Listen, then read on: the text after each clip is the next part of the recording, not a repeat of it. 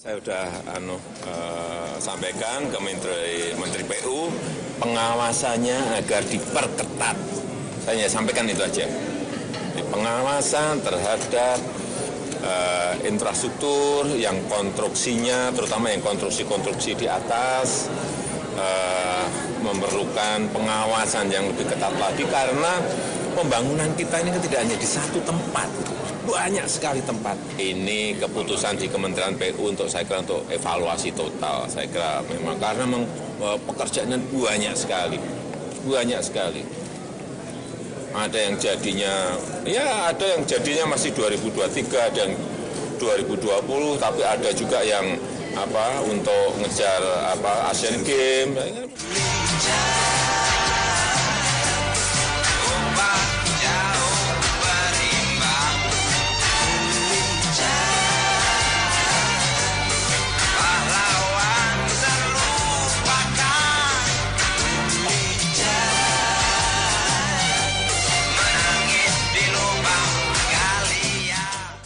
Ya, kembali bersama kami di Saling Silang, kita masih membahas mengenai kecelakaan kerja proyek infrastruktur. Kalau tadi tayangan mengatakan bahwa Presiden meminta untuk dihentikan sementara ini karena harus diaudit dengan detail apa sebenarnya yang terjadi dalam proyek-proyek infrastruktur yang terjadi ini. Dan kalau lihat siapa sih sebenarnya bertanggung jawab gitu, kalau ditanya gitu. Mungkin Pak Firdaus bisa menjawab. Ya, dalam setiap kecelakaan aksiden pasti ada yang bertanggung jawab.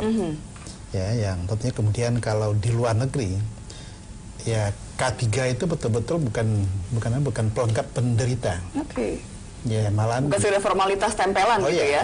Kita lihat bahwa kemarin di rapat juga kita bahas kok di kontraktor itu tidak ada yang menangani khusus tentang K3. Misalkan direktur atau kemudian kalau nggak direktur barangkali di bawahnya tadi yang khusus untuk K3. Kalau di luar negeri kita lihat kontraktornya, ya bagian safety itulah ya direktorat atau kemudian dipimpin oleh seorang GM atau direktur. Kenapa? Karena dia memastikan reputasi si kontraktor dan juga memastikan bahwa tidak ada liability yang akan dipikul oleh korporasi. Liability tadi itu ya pidana, kemudian ya denda, ya atau kemudian di-declare kemudian dia tidak dicabut lisensinya gitu kan. Nah, sehingga tentunya kemudian biarkan polisi ya dan komite keselamatan konstruksi bekerja, siapa yang bertanggung jawab, siapa yang kemudian menyebabkan terjadinya eksiden ini, tentunya kemudian nanti ada dua hal yang terjadi secara hukum, nanti mereka akan diproses tentunya ya.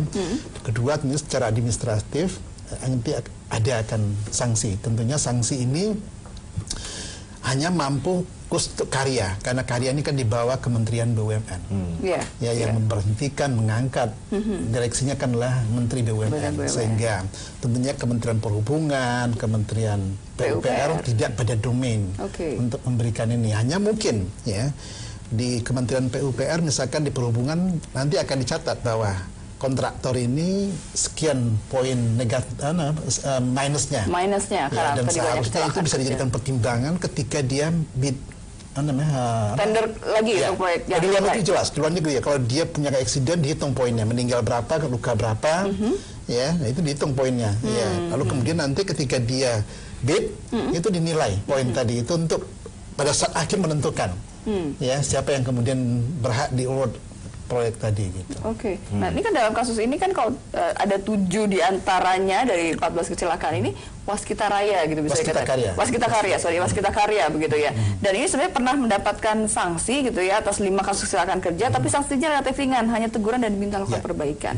Gitu. Apakah ini sanksinya bisa dikatakan kurang tegas atau mungkin pengawasan atau mungkin ada pelaksanaan yang juga kurang?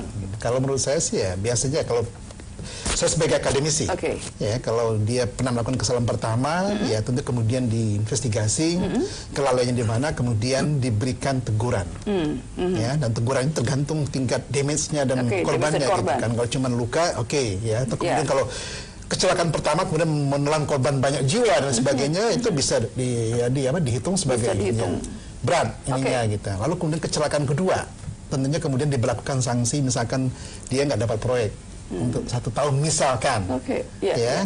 Lalu kemudian setelah dia masuk lagi, kemudian dia eksiden lagi karena kelalaiannya dia, ya. Kalau ya kita belum punya SOP-nya, kalau harusnya kemudian dicabut lisensinya, sehingga dia tidak bisa. Karena apa? Karena itu akan memberikan efek jerah. Untuk apa? Untuk membalance budaya tadi. Budaya itu sebetulnya juga bisa dibalance dengan regulasi. Punish and rewards gitu ya? Saya contoh.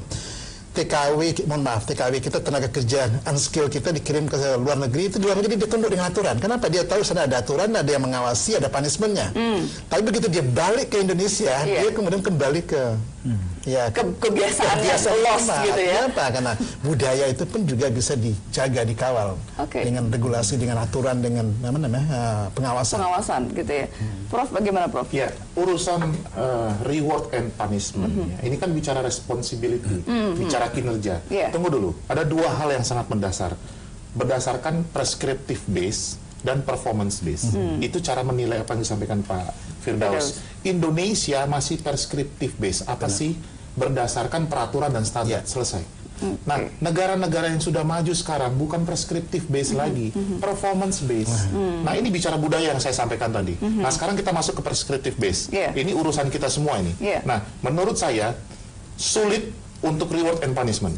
Kenapa? Bolehlah saya sampaikan, peraturan kita ya belum sepenuhnya lengkap, belum sepenuhnya sempurna, walaupun memang sudah terstruktur dengan baik ya.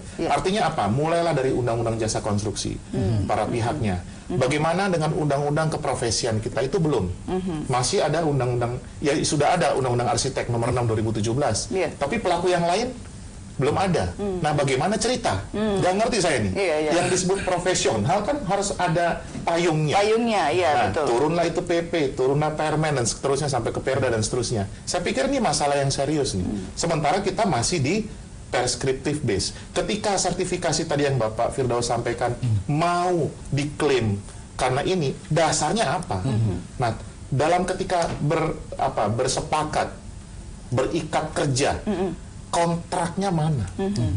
Pak, bolehlah saya sampaikan Pak, Indonesia belum punya tipe kontrak. Form of kontrak kita nggak ada. Yang ada adalah mengacu kepada kontrak yang sudah ada, internasional. FIDIC lah itu apa. Nah, KUH Perdata menyatakan kalau klausulnya fokus lokusnya tidak ada, batal demi hukum semua ini. Jadi mau diadili seperti apa? Jadi Pak, saya bolehlah sampaikan, kasus-kasus proyek konstruksi ini, saya pikir tidak akan ada masuk pengadilan. Kenapa? Tidak ada materinya. Materi sertifikasinya tak ada, karena payung hukumnya nggak ada. Apalagi yang ngeri adalah kontraknya. Jadi kalau saya pikir untuk urusan proyek pemerintah, proyek swasta, form of kontraknya apa? Tunggu dulu, kontrak itu bukan cuma kesepakatan. Itu adalah bahasa saya alat mengalihkan risiko gitu loh kepada kontraknya ini antar pengguna jasa, pemberi tugas dengan penerima jasa. Gitu loh. Ini kita nggak ada cerita ini dengan dua pihak itu mesti jelas. Nah, saya pikir pemerintah mesti segera Pak untuk ini sekarang saatnya bagaimana standar kontrak kita ada. Memang ada Permen PU 2017 terakhir itu Pak ya, mengenai desain dan membangun. Sekaligus design and build. Saya cerita waktu itu dalam pertemuan kita di PU waktu itu. Nah, ini contohnya nih. Ya, design and build bisa jadi form of contract. Tapi ayo dong. Gitu ya. Nah, sama-sama kita ini. Jadi urusan sertifikasi lah itu. Lalu mengenai K3 tadi Pak. Komite Keselamatan Konstruksi. Ini cerita unik juga nih. Ya, apa itu Pak? Kenapa? Saya pikir saya beberapa kali menyampaikan urusan kegagalan konstruksi ini lintas kementerian. Saya mengapresiasi Bapak Menteri PUPR dengan komite ini, namun tidak bisa jalan sendiri. Tidak bisa sendiri Menteri PUPR harus lintas gitu loh. Komite mana lagi nih? Ya memang Kementerian Perhubungan sudah ada KNKT. Saya dengar juga dan saya catat beberapa sumber Kementerian BUMN akan ada Direktorat Keselamatan, apalagi nih. Itu hasil rapat kita kemarin. Ya, bagus sekali Pak. Namun saya usulkan Pak, komite ini di tingkat nasional, di bawah Presiden Pak. Sama dengan KNKT juga. Sama dengan, ya saya pikir, nah kalau ini jelas, karena ini lintas, jadi jelas cerita ini. Nah, Komite Keselamatan Konstruksi kita, saya pikir di mana perannya? Apa sudah ketika terjadi kegagalan baru bekerja, atau sebelumnya Pak? Jadi saya pikir mencegah perencanaan dan segala macam sudah didetailkan. Jadi saya pikir setelah becak kayu ini, mapping dulu semua yang existing ini. Ini komite. Jadi sebelum terjadi lagi, saya pikir Pak dan Lulu, risiko itu berbasis pencegahan. Bisa dicegah Pak. Setuju. Ini bukan bencana. Kalau bencana kita sudah tadi ya, ada ekstrim cuaca gitu, atau bencana alam. Yang tadi Bapak sampaikan ada 4. Alam itu adalah act of God Pak. Itu kebencanaan. 3 itu adalah risk Pak. Yang bisa dicegah. Bisa dicegah. gitu loh, nggak ada terburu-buru juga gitu. Oke, baik, kita akan lanjutkan nanti mendengar pendapat juga dari Pak Nugroho Eko. Kami kembali usai pariwara berikut.